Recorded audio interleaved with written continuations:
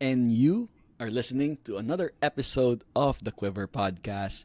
Thank you, everyone, for joining us. Today, we'll be previewing the FEU matchup, but also looking at the Final Four picture in the UAAP, what happened over the weekend, and going into your questions on our Quiver Mailbag special in the later part of this episode.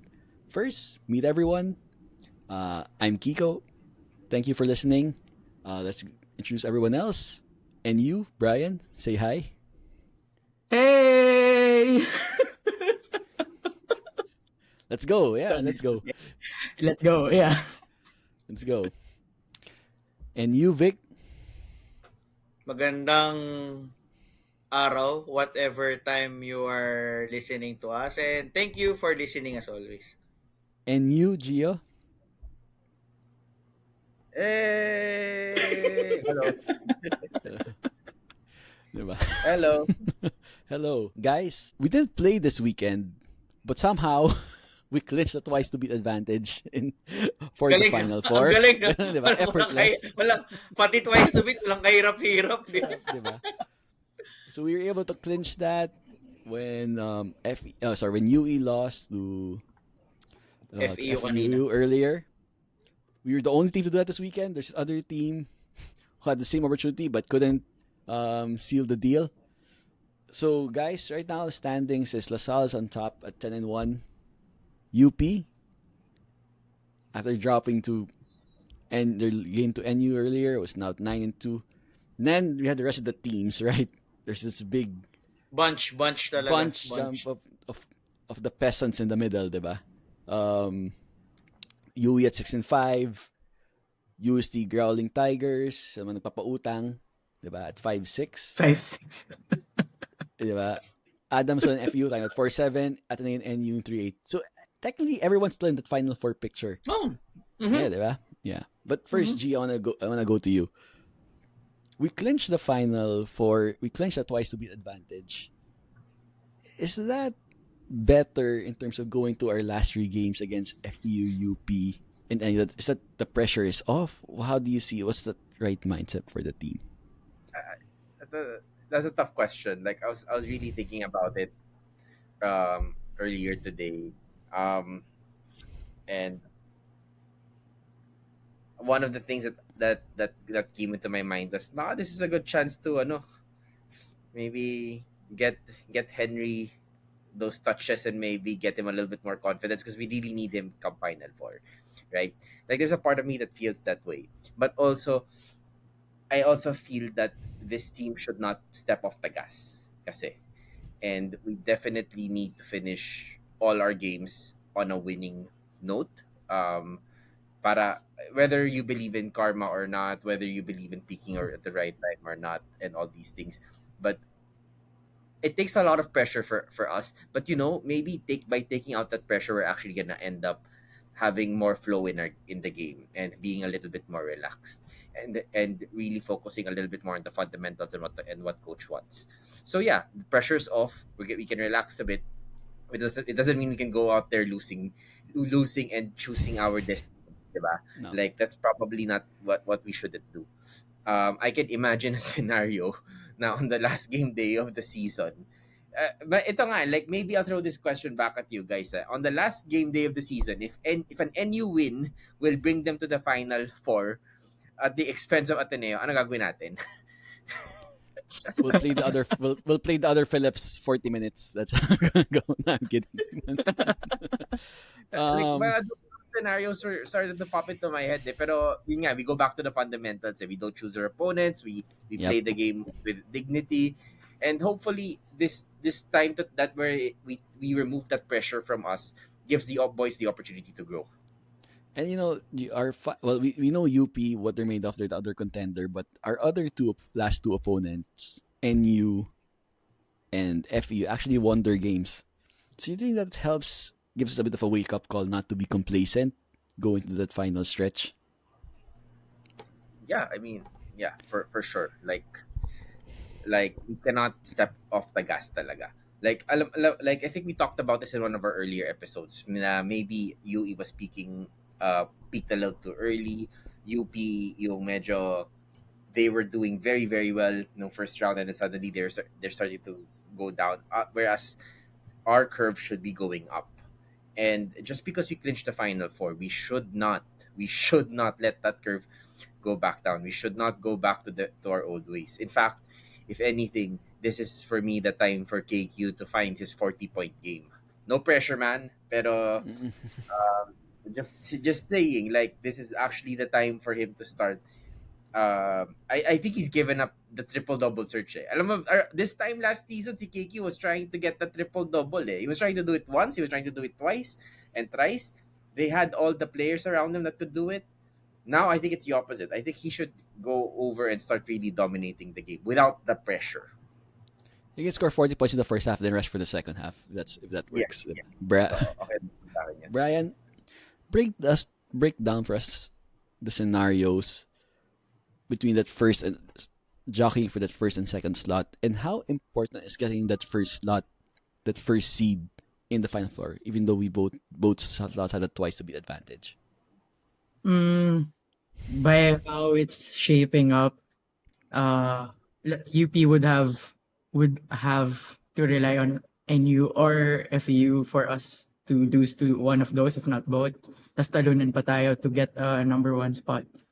But in a way, parang iniisip ko din, syempre may psychological mind games din dyan sa game natin on Sunday, which is actually too soon to think about it kasi may FEU game coming up pa. But I would say na it's not a game that we can just relax kasi parang syempre if you're facing a team na like what our friend Pam said, likely pa rin naman makaharap mo sa final. So getting the number one seed comes with playing UP. Yun siguro the best way to put it. It comes with playing UP and beating them. And if matalo tayo, I think the consolation we have is as long as we don't lose by more than 11 points, we'll keep the number one spot provided we win the FEU and NU games. So yun yung situation now. But of course, if we're gonna ask people, syempre we would prefer to beat UP again. It would be nice to get that psychological edge when we meet again. It won't guarantee na we will beat them in the finals if we win the second round, but at least, the belief is firmly there and that's what they can hold on to. All right. How about you, Vic? We've locked in the twice to beat advantage. That was really our goal at the start of the season, right? Get one of the first two slots. But how important is for us to close out this first round with sweeping probably the last three games? Kasi yung habits niyan, madadala mo going into the playoffs. Eh. Mahirap yung, ako personally, kung I wanted na seryosohin pa rin, clean up, opportunity for us to clean up yung whatever things that we need to clean up, especially sa turnovers, and be solid, be locked in, just to show the other teams that we really mean business. Kasi mahirap yung pero syempre kailangan mo rin i-manage if you're already tawag dito komportable na yung lamang mo, manage mo yung minutes ng iba. But yun nga, I'd like us really to play ng maayos at seryoso kasi it's not good to enter into the playoffs na medyo shaky ka. You still want to build that character, you still want to build that killer instinct coming into the playoffs na we're not we're not fooling around, we're not joking around. We want that back to back and we're going to kill anybody that stands in our way. Right. Okay. And interesting, guys, how do you guys see the final four picture playing out in terms of the other teams? We have Salle and UP most likely locked in for those top two slots, right? But everyone else is still alive. Gio, how do you think the final four picture will shape out? It's a little bit hard for me not to predict. Eh. So maybe I'll run a model in a bit. Like let's see how that looks like. Pero let's just add some math behind it. But it's a little bit hard din, no? Kasi I think besides Ateneo, but besides La Salle and UP, sanay na ako sa Ateneo, no? Mm. Kalimutan ko kung We like them there. We like them there. Or Oo naman, oo naman. So besides La Salle and UP, I was speaking with my dad about this earlier. Realistically, everyone has a chance, eh. Hmm. And Agree. that's actually quite. I think if you think about it, that's quite stressful, right? Like, and I really don't know what that looks like. So I'll take a look at. I'll try to model it out. I'll get back to your question in a little bit, but I still think, if you ask me personally, I still think UE and UST will have the best chance of taking that spot. Brian, same for you. I think Let's someone else can just sneak throw in in there. something different. Let's just throw in something different, siguro. I mean, right now, on pace yung UST and UE to hold on to their spots. But UST will have a big say on how that will turn out kasi first game nila in the upcoming sequence is NU. And with NU coming from a morale boosting win, keeping them Mhm. alive in the race. If NU wins that game, magpo 4-8 sila and then UST will go 5-7. So one game behind na lang yung NU. With two games na, I mean, if you beat UP and UST, who people are pegging to make the Final Four, you would believe in your chances to force kahit playoff or fourth. I think with 6-8, mga playoff or fourth yung nakikita natin dyan. Yeah. Di ko na alam yung ibang sequence ng games. But I would guess na you just need 8 to be sure. 7, yun sinasabi ko sa GC natin at the end of the first round. Now, what if there's a 3-way or maybe even a 4-way tie for 7-7? That's something interesting that can I don't happen. remember 8 losses getting you a tiebreaker for the Final Four in previous years, eh, diba? Usually it's the 7-loss benchmark, eh, para Yeah, makapasok. but So it really but shows now how close it is parang this year. may realism, no? Oh, Yeah. it really shows. How about you, Vic? How do you see the rest of the Final Four picture playing out? Hindi assuming, dapat naman talaga talunin natin NU and FEU dun sa mga naiiwan natin laro. Yeah. Knock on wood. If beating those two teams will eliminate or make their chances harder. So yung mga nakalaban na siguro natin, sila yung mas may parang kaya pa nilang kontrolin yung destiny nila. For example, Adamson. UST Adamson kasi I'm trying to kasi nga I have this mindset na we will beat NU and FEU if we take them seriously, we will beat them. So I'm taking them out.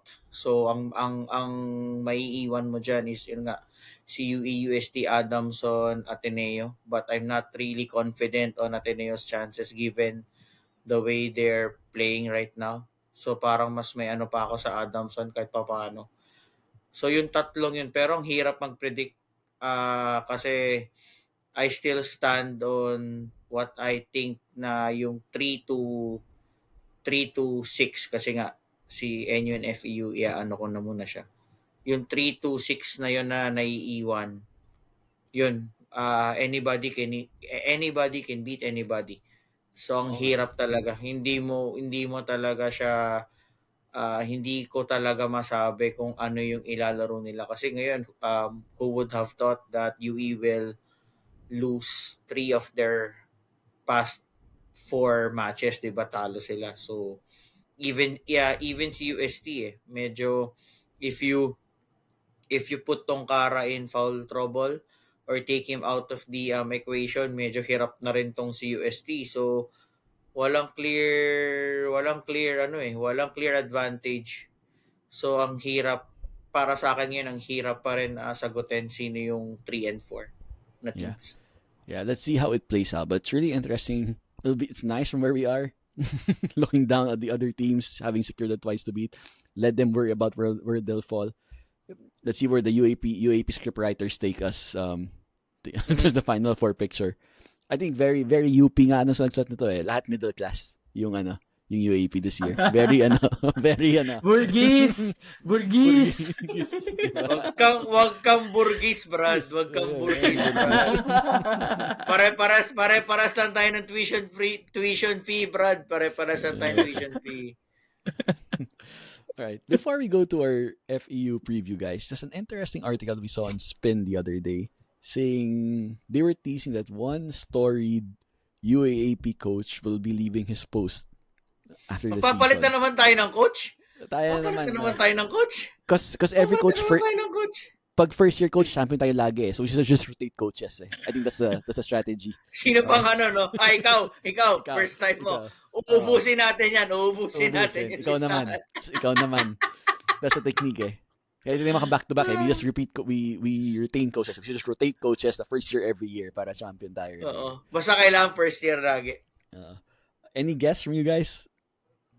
Who Storied, no? So, rule out na natin yung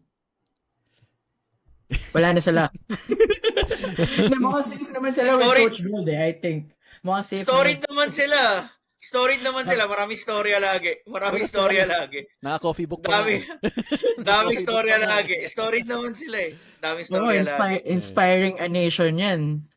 I mean, I think to be fair to Adamson, hindi rin sila storied. I mean, Coach Nash, diba? I mean, he's also probably punching above his weight siguro with the resources he has. Yeah. I don't know. I guess it's a traditional powerhouse, no? I mean, it's sad to say. Baka San Beda. Baka San Beda. You're saying UE? San Beda. UE is storied, diba? We talk about Jaworski and all yeah. this. Yep, so James, yeah. Could be Coach Jack, diba? Interesting, even him with him on the brink of the Final Four, could be in the hot seat pa rin, no? It's Coach Jack. Yeah. Ateneo ba? Gusto niyo pa sabihin Ateneo? Pwede, why not? Pero hindi, ang to be honest, lagi ko sinasabi to eh. Ang problem, hindi ko alam kung anong problem ni Ateneo, if si Tab ba yung ayaw mag-recruit or yung management nila yung hindi nakaka-recruit. Kasi parang it's been, di ba, palaging ano yan eh, na it's too much trust on Coach Tab, na in Tab we trust na kahit sinong players ang ilagay mo dyan, it will work. But the past 2 seasons ang sinasabi is that you have to recruit as well. Parang outlier yung ibang seasons din ni Tab because those batches may gem siya. Malakas. He had malakas gems there. dahil hindi, pati malakas for some other reason, not malakas because of talent.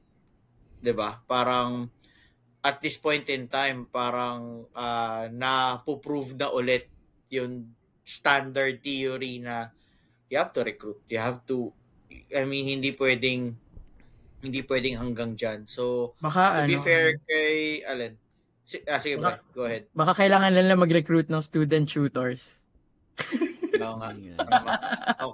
O kaya yung mga student manager. Mga ganun. Whatever they're doing, tuloy-tuloy na yan. We're not complaining. Diba? Oo, okay lang yan. Actually, guys, tama ginagawa nyo, Ateneo. I think that's the right way Ganda. to do it. Yeah, that's the right way to do it. Tuloy nyo lang yan. The Ateneo way. Yes. Yan, diba? Tuloy nyo lang yan. In trust with Tab na yan. Pag ganyan. Diba? Okay, guys, let's go towards Wednesday. You play FEU. First round, that was an interesting game. It was close. We took a big lead, but could never pull away. FEU pulled it close in the fourth quarter, and we pulled away for a 68-62 win. Second round, they're playing much better with VJ Pre, their rookie, leading the way. Galing yung bata yan. The most famous VJ. Idol ka, The most famous VJ since sila VJ Karel, VJ Hart, and si VJ Greg. Yan! Next. Tsaka si VJ Luis Manzano. VJ Luis Manzano. Tsaka si Nicky Hill. Yeah. Next famous VJ na to. And si VJ Greg, huwag mo kalimutan, di ba? Let's talk about summer. Si VJ Greg. Let's talk about summer. Don't forget him. So, atras pa sana ako, kaya lang wag na. Aatras pa ako ng ibang panahon ng mix BJ ng Jace, okay, MTV okay na eh. BJs eh. Oh, eh. Okay na, okay na tayo, okay Huwag ka na na tayo. mag-Donita Rose. Okay na yan. Oh, aabot na ako dun eh. Umabot na tayo sa panahon, di ba? Parang Jason Webb, Limpot, Donita Rose. Nahata na Oh, sa eh. eras tayo na Atras mabuhay. tayo, atras tayo masyado eh. Gio, we have the game against UP over the weekend. FEU, middle of the pack, fighting for their lives. But of course, coming off a big win. Is this does this have the ingredients of a trap game for the Archers? For sure. It definitely has the ingredients of a trap game. I wouldn't be surprised. But also at the same time,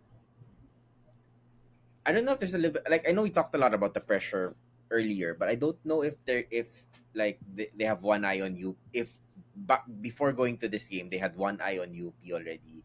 Maybe after the results today, it becomes a little bit easier for the team. Yeah. Right? Like maybe they'll focus it a little bit more, use it as a chance to really get the system in place, play harder. But I think what the Archers don't have going for them now, specifically with this game, is that FEU is kind of fighting for their lives.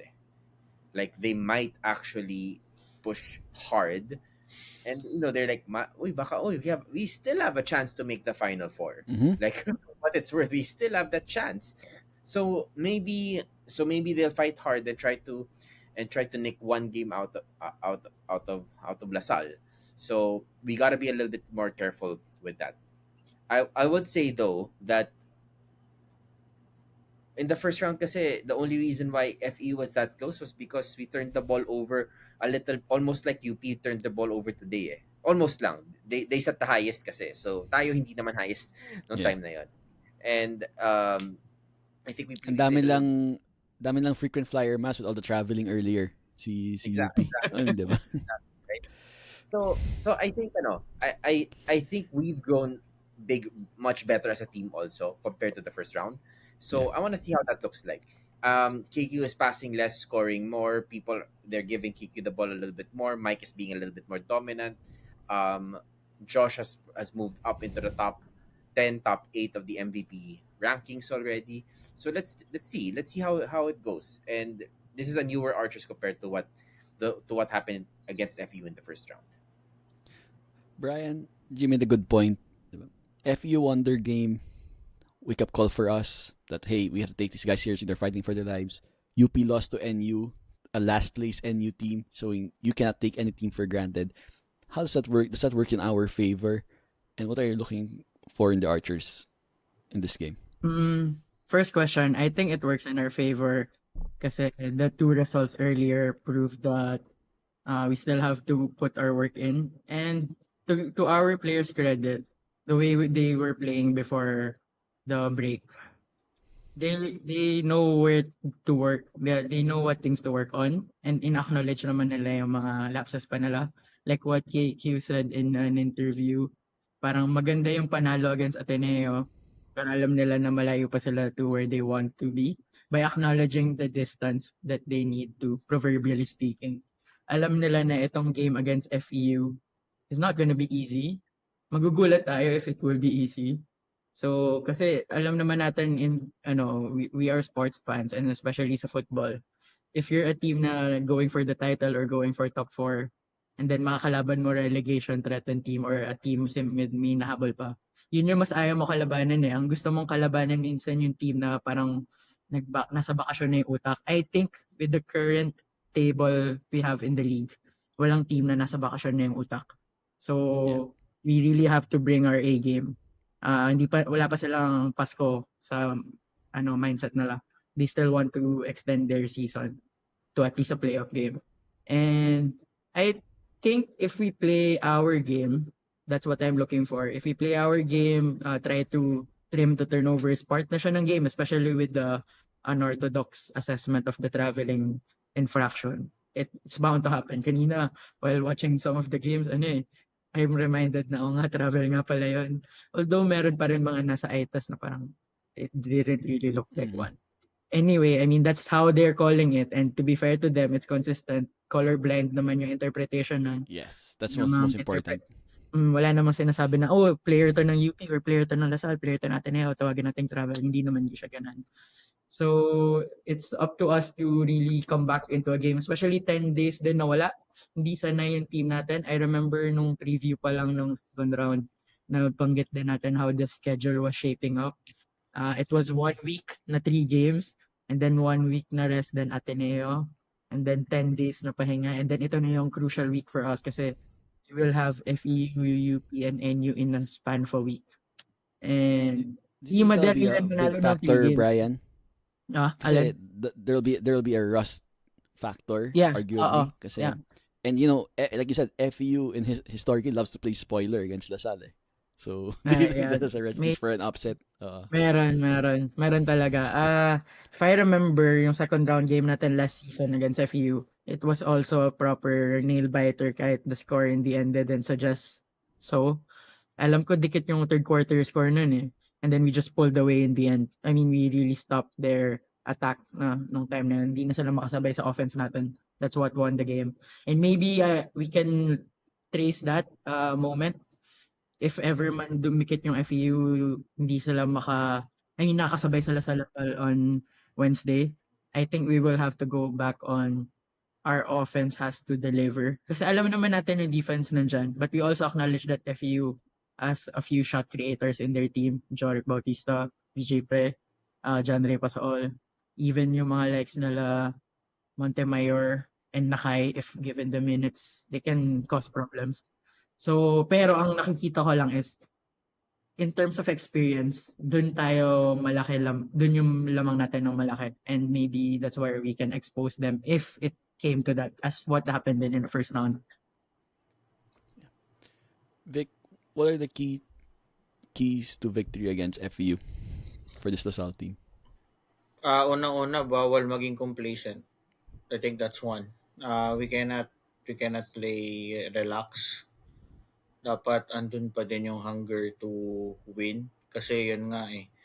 Maganda nilalaro ngayon ni FEU. So any mental slippage will be dangerous. But medyo confident ako with the experience factor that we have. I think yun yung pwedeng magdala sa atin sa game, and I hope makontrol natin yung gigil ni FEU kasi definitely yun nga I expect them to bring out a lot of energy on Wednesday kasi yun nga they are fighting for their lives, and so sa end naman natin magamit natin ng tama yung energy na ibibigay nila sa atin to syempre stick to the game plan, whatever game plan Coach Topex has for Wednesday. Let's stick to that. I think factor pa rin si Kevin as usual. Kung ano yung usual numbers na pwede niyang dalhin, and I like yung mentality ngayon. I'm happy na mas binibigyan muna siya ng scorer's mentality before involving the others kasi parang pag ang priority niya is to get everybody involved, parang most of the time napapansin ko is that there are already instances na pwedeng madaling score for Kevin, but ang nangyayari parang na siya nag-hesitate kasi ang mentality na niya the whole game is to pass and involve everybody else. Kaya ngayon mas napapanatag ako if Kevin's mentality is to score first kasi he can really score naman din on anybody, especially against this FEU team na short din sa seeding. So let's see kung sinong tatapat nila kay i-match up nila kay Kevin on Wednesday, and medyo kumpiyansa naman ako na Kevin can hindi naman force his way but get some good quality shots to set himself first on scoring, and then later on once mag-adjust yung defense ni FEU, then he can start involving the others as well. This FEU team, Vic, during our preseason predictions, right? We were saying they'll be in that Final Four picture. Mhm. They didn't do well in the first round, but now they're starting to play better. Big thanks to nga to kay Pre. So how do you how would if you're in how would you contain Pre, limit his production? And is that a key to stopping Pre key to winning against FEU on Wednesday? Ako I'd let him take jumpers. Tapos for force ko muna siya to go left kasi strong right siya. So force ko muna siya to go left and let him take contested jump shots kasi malakas yung katawan ng bata. That's what I enjoy watching VJ at his age. Ang lakas na ng upper body strength niya when he attacks with the basket, comfortable siyang kumuha ng contact. May So hindi pagka-Jeron no ng konti. Oo, 'di ba? May Parang pagka-Jeron no. so hindi ka rin pwedeng hindi mo siya pwedeng hayaan na sumaksak lang na Yeah. sumaksak. So you try to contain him na sige I'll let you I'll let kung ako yung defender I'll let him take challenge jump shots and then later on see from there kung paano yung adjustments kung halimbawa challenge ka na then nakaka-shoot pa din siya then mag-a-adjust tayo. It will be a long day for us if that happens. So pati pag post ups siguro pressure passer, let's not give the FEU guards and the wing guys to make easy entry passes kay VJ pag kasi VJ tries to post up. And kasi tong si VJ is also very good from the post. Tawag dito given his age, okay na rin yung I mean you can see na meron din siyang post game. So if he tries to post up, let's make it difficult to have that entry pass and make him catch it na medyo kailangan pa niyang magtrabaho kaysa yung pa-catch niya on a very very comfortable position sa low block and then try to take an easy shot over our pangatlo defender. So ayun yung it's tough to contain him given the talent na meron siya but if we focus, I think we can pwede naman natin malimit kung ano yung production na pwede niyang dalhin. All right. So that was Vic's preview, as they like to call it. That's what you call Yeah, it, Brian. preview. The preview. Quickly, let's go around. Gio, prediction for the Wednesday game. Tapos na yung ano ko, no? Win. Yeah. Ayan. Nag-isip. Ay. Diba? Para lang sigurado. Ito pala yung superstition na hindi natin nabanggit sa previous episode. Oo, yun nga. Hindi ano yan eh. Oo hindi naisip ng mga For those who tao didn't get yan. to listen, we discussed our Salle game superstitions, whether it's switching seats or lucky underwear. One of them is Gio always predicts the other team because his predictions always go the other way. So he always chooses the other team to win. So Gio, who's winning this game? Ano? FEU. Hindi na gumana yung prediction. Natalo sa UE Natalo sa UE. So back to Kaya back to regular programming na si Gio. Pag natalo sa FEU, okay, babalik ta rin yun. Babalik tayo ulit. Reverse the curse pag ganun. So you're going for a Lasal win, Gio? Yeah, I'm going for Lasal. Brian, I'll go further. I don't think we're gonna lose anymore this season. Talaga. Yan. Pag nangyari yung talo, okay, babalik. If we don't win another game, ano naman natin nangyari doon? I said we're not gonna lose, ha? I didn't say we were gonna win. Yun lang. Yeah, sige. Draw to basketball So Ay, nako!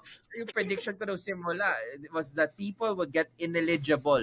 Si pre pala, hindi pala siya pre. Pro na pala siya. 27 na pala. Oo.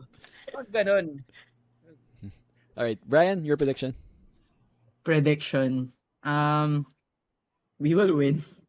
Mga siguro 10 points this time. Para lang magkaroon ng konting manner of convincing impression. Kasi nung first round, 6 points lang. And I think the boys who have that game in mind na di pa isipan nila we were almost caught out by FEU in the first round. Plus with the way UE and UP lost to teams that many people would think na they can beat. So parang syempre they want to come back, make a statement, a silent statement. Hindi kailangan tambakan FEU. And I don't think kaya kasi this team is also gritty. Actually like how they perform if they're not playing against Lasal. Pero dikat, yun yung nakikita ko. And maybe eventually we'll just establish a 10-point win. And Vic? 9-point win. 9 points, very specific. So Yes. Vic, last time you went 10, now you're going 9 in last game. Kasi last time, I think the first round, sabi ko 10 eh. Mm-mm. Pero yun nga, we just won by 6. Sabi ko, sige, baka hopefully itong second round we can win by 9 points naman. Na the influence is really is there from a 6-point win to a 9-point win. I can see. Yes, of course. The Man. Miss natin si Willie na-miss natin si Willie ngayon eh. So, in honor of. In honor of. Yeah. Okay. All right, guys. Thank you for your preview. Let's see how we do against FEU. Of course, we'll be recapping that game on Wednesday and doing our UP preview. I think it's personal, but let's see what we'll do for that one for the UP team. But now for the second half of the show, we asked you to submit over the long weekend some questions or topics you want us to discuss on today's show on our Quiver Mailbag. So thank you for everyone for sending in your questions. We started the show. We want to give a voice to the Salle fans everywhere. We want to make you a big part of the show. So let's go through the questions. I'll ask the guys to answer. Let's start off with Gio for the first question. Gio, I think this Kariv Rodriguez ask, bakit parang mas masarap i-bash ang UP lately than ADMO? And it says other way around too, na parang mas kami din sa atin sa ADMO. So it means it goes both ways. That both sa atin are more, more are trying to start bash UP more. I think with Ateneo kasi there's that respect as an age-old rival eh. If you know what I mean. Like, parang when mag-aasaran kayo, it stays on the court. I mean, it doesn't really stay on the court. It extends to Twitter. It extends to... You still hate each other. You're saying, diba? You still hate each other. You still hate each other eh. But when you... But after the game and may makita kang Atenistang kaibigan, mag-aasaran kayo, pero it's in the spirit of the rivalry. I kind of feel na mamersonal ng konti yung UP eh. Like, I kind of feel it that way. And not just towards the Salle. Like, when during the UP Ateneo finals, those 2 years that actually, joke lang, that 1 year na may UP Ateneo finals. That 1 year na ganon. You would find the Ateneans reaching out to us and saying, pare, miss ko na yung Lasal eh. Sana gumaling kayo para kayo na lang yung kaboxing natin eh. And I mean, well, gumaling tayo. Gumaling tayo. Be careful what you wish for. Some of them wanted us to be champions and not UP. But I think it's because there's that old rivalry. We know where to stop eh. Like, we know that this is the line that this proverbial line that nobody crosses and that stays there, and hindi talaga siya personal. Pero with UP, like with the whole antic with what's his name, Raylan Torres, for instance, like we never had that with Ateneo, like never. And we're talking about a regular season game, like we're not even talking about a finals game. And we've never had an Ateneo player. Like, yeah, napikon tayo kay Eric Salamat. Napikon tayo with a bunch of other Ateneo players. But none of them ever went in front of our coach to look and come up with some sort of, oy, dinara niya ako. Like, dude, nobody does that. And I think that's why there's that level of picon Do there. you think, Gio, there a part of it is recency bias? You know how sports are diba? They come in cycles. There will come a point that Ateneo will, we can have, hopefully not, but there may come a point that Ateneo will be back on top and will be annoyed again by Ateneo. That's mga Atenista na yan. Do Yeah, you for think sure. do you think there will be time recency bias na they will start to remember, alam mo, nakakainis mga Atenista. Do you think it will come back to that point? Or UP is just a different kind of, different monster on itself talaga? I get the feeling right now that they're a different monster at this point in time, because they're the new kids on the block. They don't know how to play the game yet, and maybe eventually, like after a few years of successive runner-up finishes, they're gonna figure out nga na ano na, okay, this is how rivalries are at the UAAP. Yeah, but Hindi talaga. it's not the cheer dance competition anymore, guys. It's a different, Yeah. Oo. Like hindi na siya masyadong like it will evolve, and we'll give them that space to evolve, I suppose. But I look back into all of our different finals appearances, right? Ateneo, it's always heated against Ateneo, as it's always heated. Mm. But even the finals against UST, FEU, hindi naman umabot ng ganito eh. Like, there was never a situation where we would go into the court in where where I had a Raylan situation.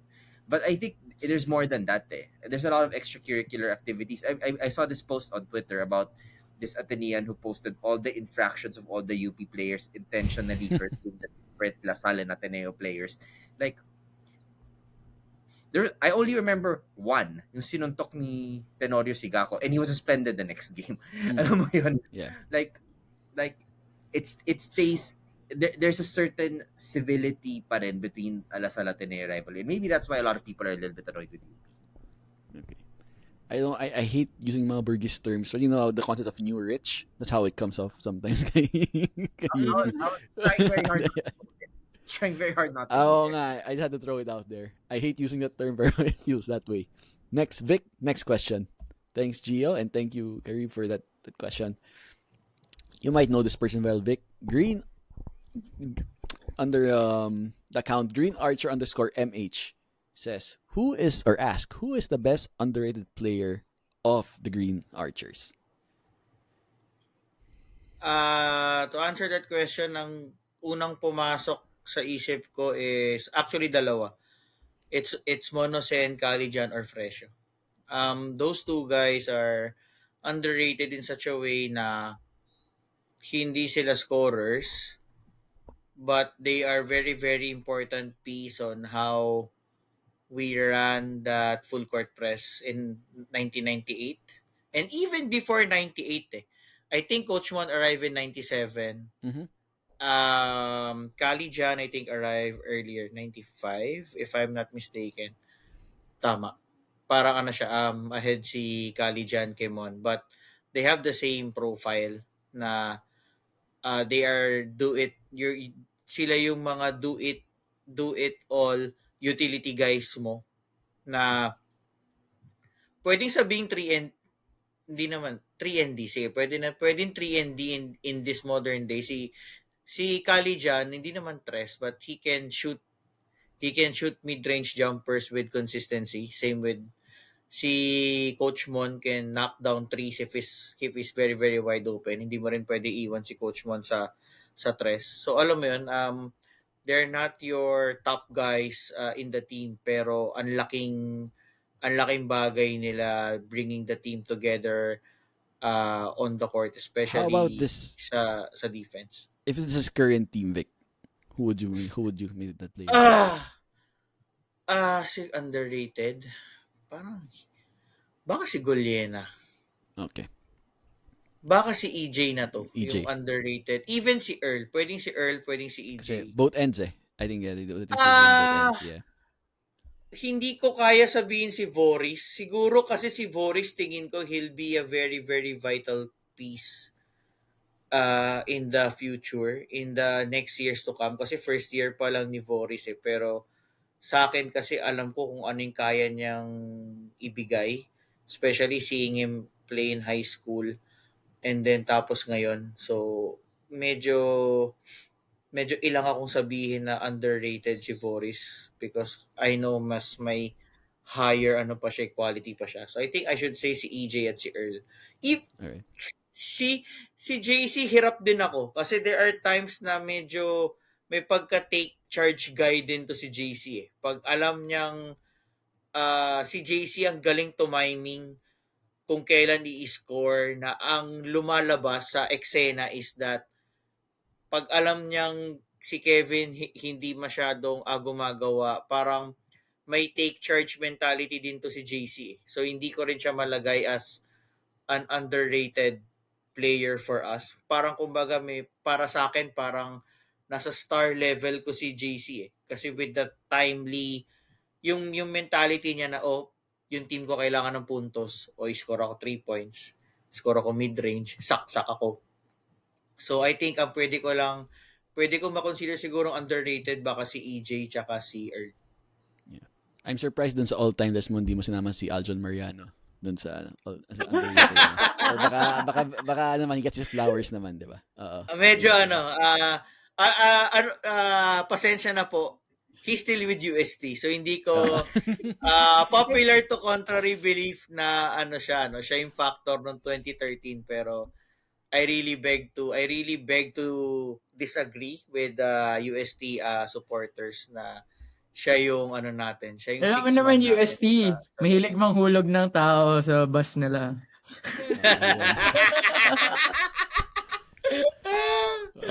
Ay, nako. Okay, Brian, next to you. Matcha 9423. This is from YouTube. He asked us a number of questions. Maybe we can focus on this one. Which former current Ateneo Blue Eagle do you love to hate? Can either be sobrang galing, mayabang, etc. Like even expand this, Brian, to other schools. If you have other players from other schools na sa Ateneo. Kung Ateneo lang, and I would say this, medyo contemporary ko na siya. I think mas bata lang siya sa akin. Love to hate kasi I rate his game actually, pero parang his demeanor while playing, it doesn't sit well with me pag maganda yung laro niya. Si Anton Asistio, grabe. No. That guy knows how to stoke a fire. Alam mo yung saying na, alam mo Atenista siya? He has that vibe. Exactly. Atenista yun si Anton Sisio eh. Ano ba siya? True blue ba siya? Hindi ko alam kung homegrown siya eh. Pero alam ko high school. Blue na blue. Hanggang, I'm not sure, but definitely high school. Yeah. Definitely high school. Kasi, I mean, let's say si Naturdi or yung Neto twins or yung iba pang galing sa high school, iba yung flair eh, kumpara sa kanya. Parang alam mo yung, if we had that kind of player na galing GH or Zobel tapos nag-DLSU, you'll be proud of him. Pero dahil Atenista siya, may siya eh, it ruffles our feathers, so to speak. Pag nakita ko siya maglaro. May ibang yabang yung mga Enrico, Anton, Sisio, the Westies. That's the buena fe na inis eh. Diba? Iba yung categories eh. Yeah, but we have to make it clear on record na kaya ako naiinis kasi when he's hot, siya yung pamatay sunog nila rin at one point sa atin is parang sabi ko, I don't like this guy doing well kasi if he does well then they probably win kasi they don't even need him to do well to win the game, but when you have that kind of energy, he will benefit. Tapos sa ibang school, paano ba? Mag-mention lang ako ng 3 schools kasi masyadong marami. But I am inviting Gio and Vic kung meron din sa, or maybe even you, Kiko, kung meron kayong names na naiisip. Ang naisip ko dati sa UST, ayoko sabihin Jeric Teng, pero siya, in a way, kasi you just have to respect what he brings to the table. Tipong if he gets hot against us, I don't really recall a game na nag-dominate siya in terms of bulk of the points, but you just don't want him to do well. Kasi if he does well, chances are he'll beat us. Parang may game no 2011 second round ata na he did decent enough, then natalo tayo dun, and it was the season na hindi tayo nag-Final Four. And then sa UP, maraming players come to mind, especially with recent. I would say, even before the incident, sinasabi ko na to sa girlfriend ko, from UP. Sabi ko si Raylan Torres, alam ko he's a player that is up to no good. I mean, alam yung shit house, yung tipong okay, maybe it's part of the game, ganyan. And maybe the incident in the first round may be a bridge too far. But regardless of what, parang yung last season, may 2 incidents ata. I think Pam was also discussing with us sa GC natin while she was watching the replays. Yun, parang siya yung pwedeng maging provocateur na lang. Yung tipong, okay, he plays mid. We can say mid na he can be a decent backup. But yun, he also has that mentality na he can trigger. Yeah, And instigate. last na school na naisip ko to mention, I mentioned Ateneo, UST, UP, syempre FEU. And sa FEU, Macbelo. Wala, it's just the memory. It will forever be there. Alam natin magaling siya. And when he hit Magaling. that, Hindi na mayabang yan eh. It's more of galing eh, no? Yeah, magaling. Parang love to hate in a way lang na parang we would have loved to have him a kind of player that nung time na yun. Parang kung meron tayo nun baka aside sa hindi gumaling yung FEU, may depth pa tayo sa forwards and could have really done so much. Gio, I'll answer this for you. It was 2008. It was Chito Narvasa, Commissioner Chito Narvasa, former current Blue Guy, love to hate. I wasn't even a player at that time, pero that was ano. May singit ako. Alex Noyles. Adamson. Yeah. Adamson. Singit ako. Adamson. Okay. Like he killed us in those years na hindi tayo nagpa-Final Four. Yung tipong malapit na tayo, just need to beat Adamson. Tapos that game in Araneta where we lost against Adamson, my God, talaga was Noyles. Alright, Gio, next Ako meron. Ako meron. Go ahead. Si Jojo Hate. Si Jojo Hate, panira, sayang ticket. Sinira yung ticket. Sayang yung pamasahe. Sayang pamasahe mamuntang big. Nanonood ka ng laro. Jo, kung nanonood ka nito, malangya ka. Sayang yung pamasahe mamuntang big. Manonood ka na ng laro na cancel, sinira mo yung, dinakdakan mo yung ring, Brad. Hindi man lang bagyo no? Hindi lang bagyo yung suspension or baha. Dahil nakakairit Nakakairita. Sayang bayad sa ticket, pre. Walang ya. That was the first game I was about to watch ever live. Diba? But Jojo had other plans, di ba? Uwi na kayo.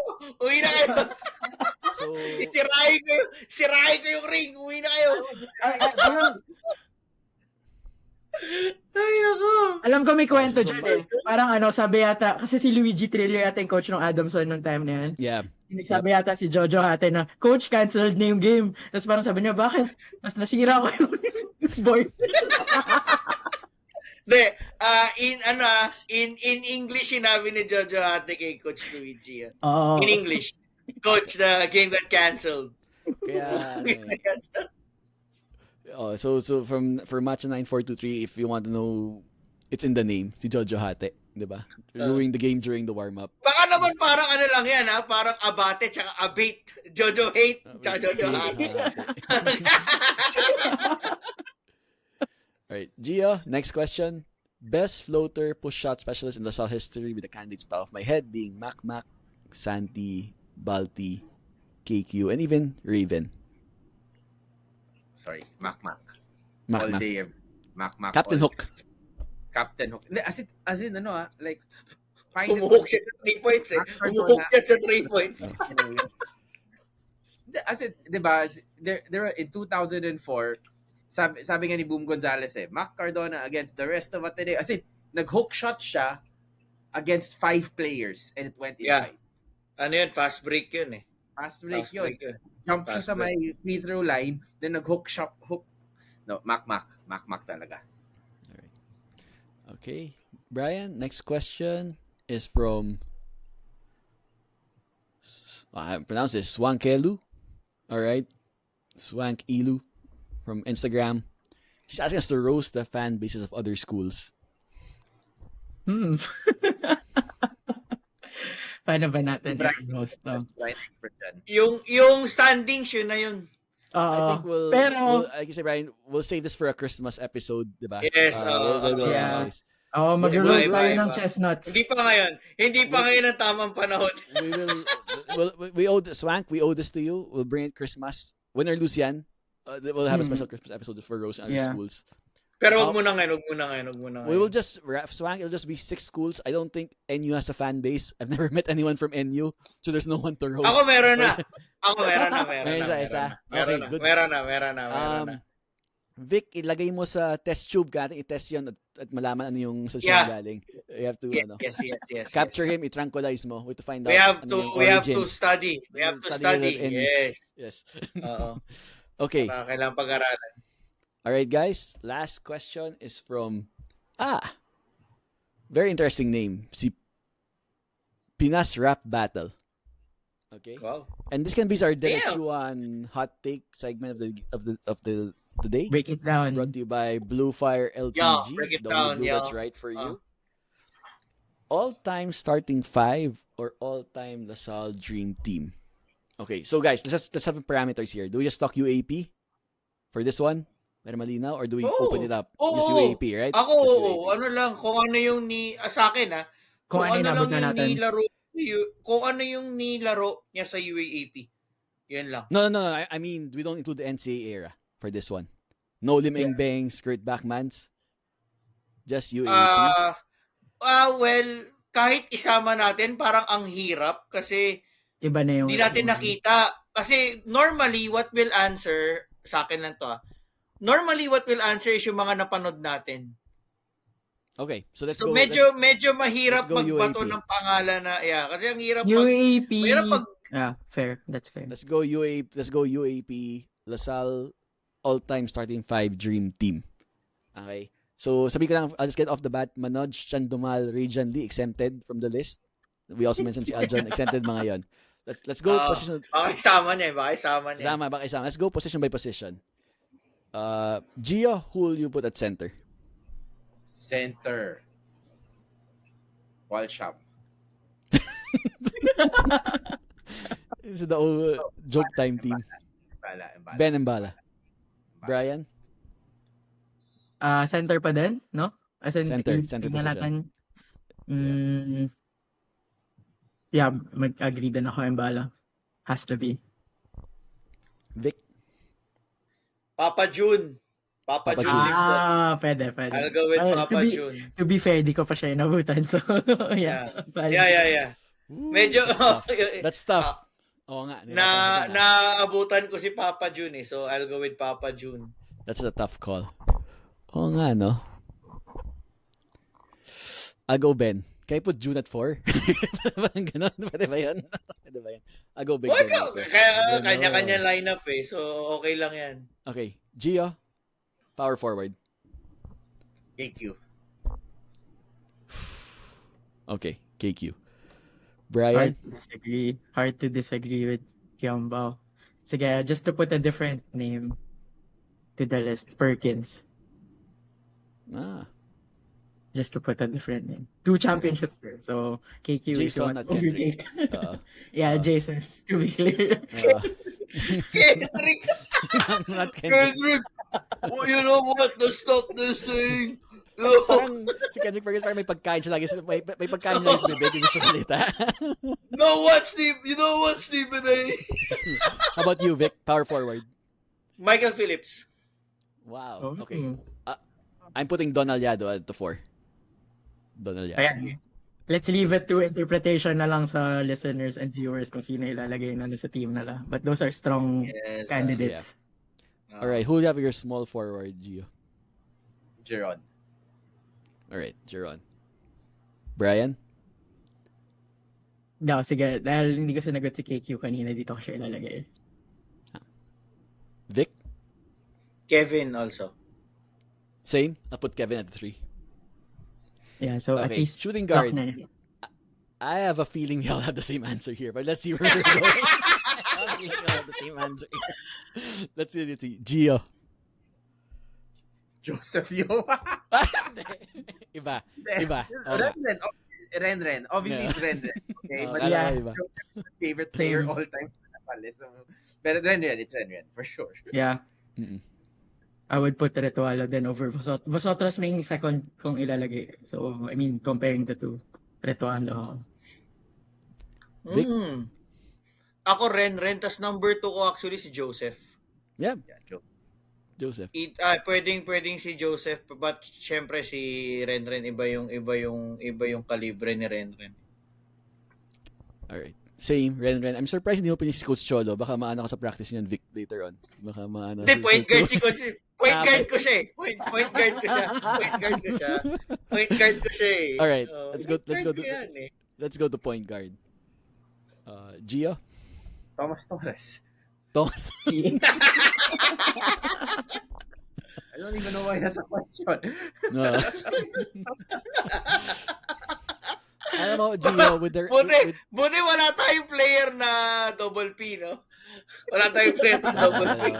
Si PP. Hindi ko yun Si Papot. Ay, Papot Paredes! Papot Paredes! Tama. Si PP at si PP. Ano yun? Kahit official name, Philip, diba? Philip Paredes. Oo, pili mo, tama!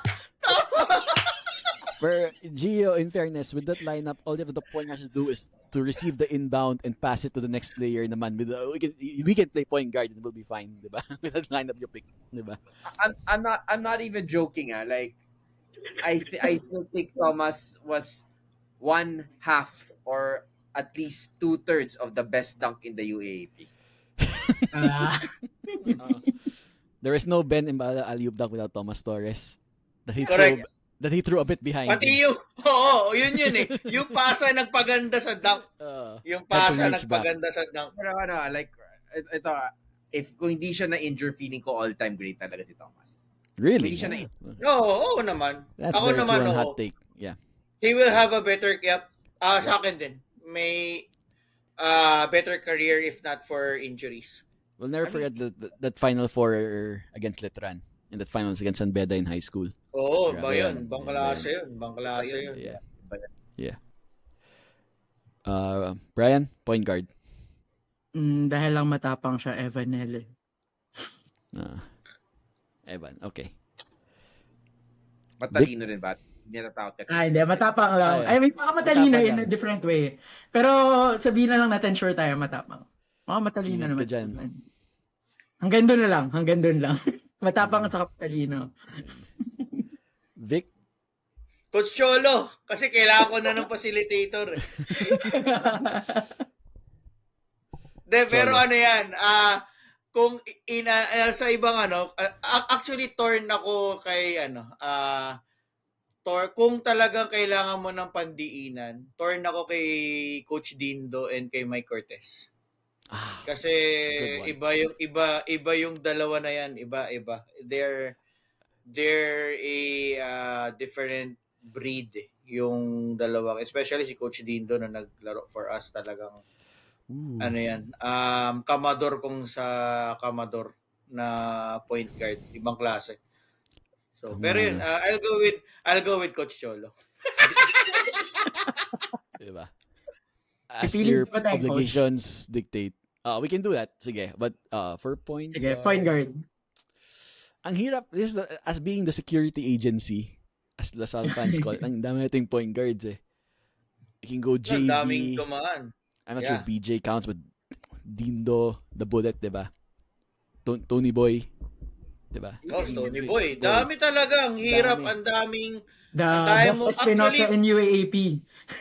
Actually, Hirap point guard, off guard, ang hirap. Ang hirap. Point guard, off guard, ang Malalim hirap. kasi. Ang hirap. Ang hirap talaga. Yun yung pinakamahirap. Go ahead, Gio. Si Mont Carmel pa. Montalvo, Caraco, Milesio. Milesio. Really good. Dami. For nostalgia's sake, kasi he's the ultimate lasalista in my eyes.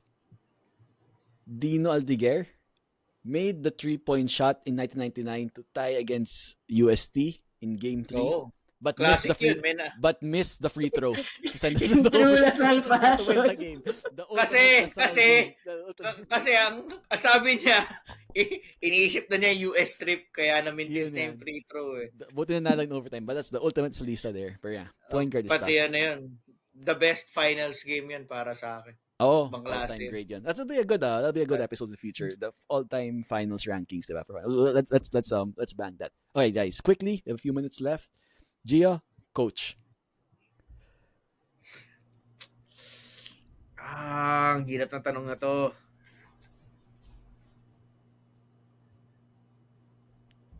So we've had Pumarens, we had the three brothers. Okay, I am right now torn between France and Juno. Juno talaga. I'm torn between France and Juno. Like, no, there was something about those Juno teams eh. For me, there was something about those Juno teams talaga na I felt we were invincible, pero we were always a mistake or two away. I mean, we nag-champion naman tayo eh, pero yung Macbello, mistake yun eh. Yung not reaching the Final Four, mistake din yun eh. So, I always felt that we were always a mistake or two away. Pero coaching-wise and the way he treated his players. Pero may nostalgia si Coach France eh. So, balikan niyo ako, pag-isipan ko muna to. Alright, Brian, quickly, before we I was gonna say either, because of the modern game, I was gonna say either Coach Alden or Coach Topex. But then when Gio said Coach Juno, it made me think, oh nga, I mean, Coach Juno knows how to build a system, and it's not just in men's he did it. So women's din, nag-champion siya as a coach of Lasal. So that's also a good case. But if I'm thinking modern day, baka nga may soft spot tayo recently kay Coach Alden or kay Coach Topex. And with the culture building, maybe I'll just final answer ko Coach Topex. Alright, Vic? Coach France, I won't argue eh. Siya yung may pinakamaraming... Tama, di ba? Siya yung may pinakamarami 6 yata. kung counted yung 1-5. 2004. Yeah. So I won't make it hard. I mean, it's tough to argue. Alright, Yeah. same thing, Coach France. The identity of Lasal basketball comes with Coach France. So I'll pick him. Alright. Okay. Juno na ako. Ganun. Juno Juno. na ako, yeah. Alright. But I have very, very high respect for Coach France. Okay, guys. Thank you everyone for sending in your questions. Thank you and your topics. We'll do another mailbag probably down the road. But Okay. Okay to. Yeah, we can do another round of mail. Thank you. Share us your answers as well in the comments. What were your answers? Who's your all-time Lasal 5? Who's the player you love to hate the most? Quickly wrapping up, guys, for today's episode. Any shout-outs for today? Yun, shout out. Okay. Ako. Una na ako kay Coach Jeff. Yeah, Coach Jeff Napa. We have a minute Coach for Jeff shout-outs. Napa. Coach Jeff, Grabe shout out to yun. you, Coach Jeff. Coach, Congrats. Doing us a yeah, favor. ibang klase. I mean, to be honest, I expected UP to trample NU kanina. I was expecting UP to win by 15-20. Yun yung ano ko kanina.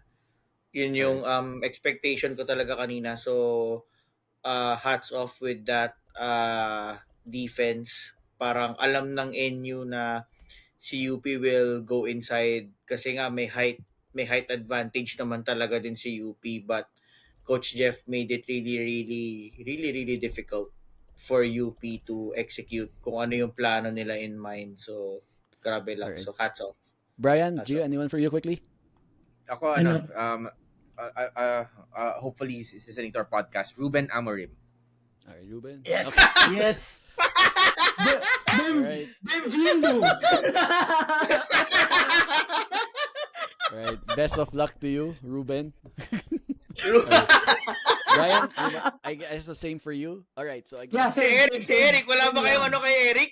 Wala Alright, kayong guys. parting words kay Eric? Alright, we'll wrap up. Thanks everyone for listening to the Quiver podcast. We'll be back on Wednesday for covering the Wednesday game on our Thursday episode, recapping the FEU game and previewing the UP game. So make sure to subscribe to our YouTube channel and our Spotify channel to follow the latest content from us. Really enjoy your questions. Send us your comments. Say hi to the guys. And we'll see you then. And as we always say, Ano mo na Lasal. Blue Fire, the only blue that Yay!